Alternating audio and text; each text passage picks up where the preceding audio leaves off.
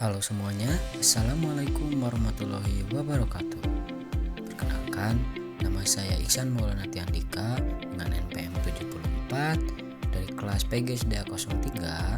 Kali ini saya akan mempresentasikan tentang perbandingan komponen kurikulum KTSP, kurikulum 2013, dan kurikulum Merdeka. Baik, yang pertama saya akan menjelaskan tentang pengertian kurikulum KTSP, kurikulum 2013, dan kurikulum Merdeka. Yang pertama, menurut Sanjaya 2008, KTSP adalah kurikulum yang dikembangkan di tingkat satuan pendidikan sebagai wujud desentralisasi pendidikan, sehingga sekolah memiliki kewenangan untuk mengembangkan kurikulumnya sendiri berdasarkan potensi, lingkungan, dan peserta didik. Lalu yang kedua, menurut Kemendikbud 2013, kurikulum 2013 adalah kurikulum yang berbasis kompetensi, dirancang untuk membantu peserta didik agar memiliki kompetensi sikap, pengetahuan, dan keterampilan secara terpadu. Lalu, menurut Kementerian Pendidikan, Kebudayaan, Riset, dan Teknologi atau Kemendikbudristek, kurikulum Merdeka adalah kurikulum dengan pembelajaran intrakurikuler yang beragam agar siswa memiliki cukup waktu untuk mendalami konsep dan menguatkan kompetensi. Selanjutnya, saya akan menjelaskan tentang perbandingan komponen kurikulum KTSP, Kurtilas, dan kurikulum Merdeka. Yang pertama dari tujuan pembelajaran.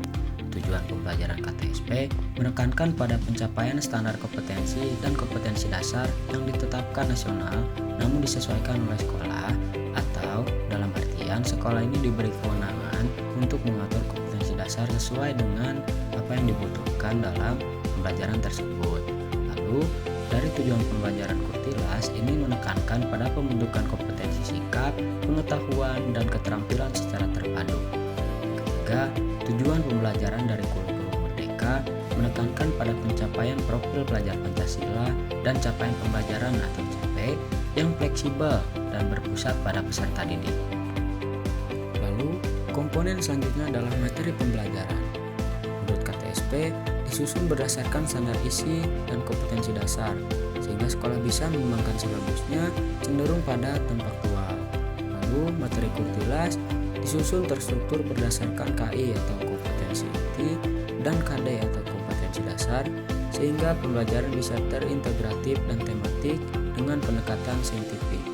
Lalu, ada materi kurikulum Merdeka. Materi disusun berdasarkan capaian pembelajaran atau CP dan alur tujuan pembelajaran atau ATP.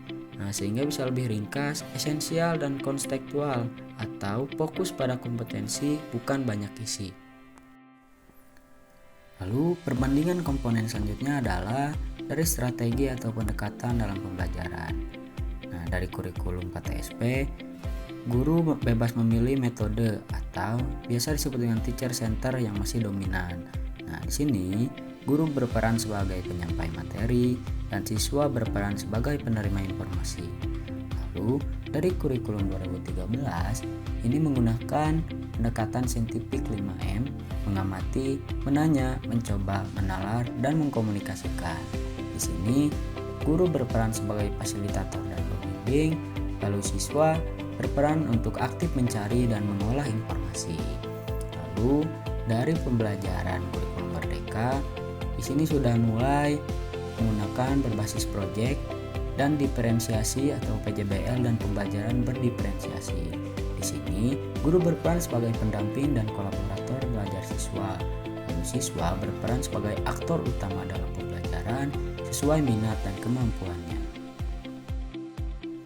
Untuk selanjutnya, ada komponen kurikulum KTSP, kurikulum 2013, dan kurikulum Merdeka dari komponen media pembelajaran. Pertama, dari kurikulum KTSP, ini sederhana, bisa berupa buku teks dan alat peraga konvensional, biasanya berbasis buku teks. Lalu, dari kurikulum 2013, mulai memanfaatkan TIK dan media interaktif untuk mendukung pendekatan saintifik, sehingga arah pembelajaran lebih terintegrasi dari teknologi dan sumber belajar digital. Lalu, dari kurikulum Merdeka sudah mendorong penggunaan media digital, platform Merdeka Mengajar, dan sumber belajar konstekstual sesuai minat siswa.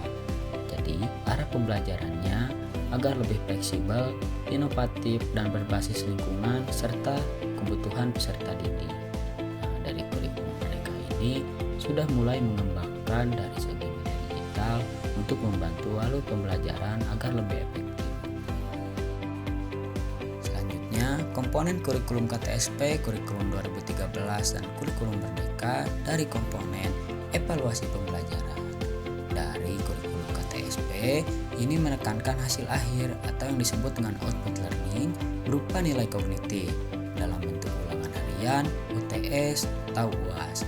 Selanjutnya, dari kurikulum 2013, penilaian autentik mencakup sikap, pengetahuan, keterampilan KI, KD dalam bentuk observasi, portofolio, proyek, dan penilaian diri.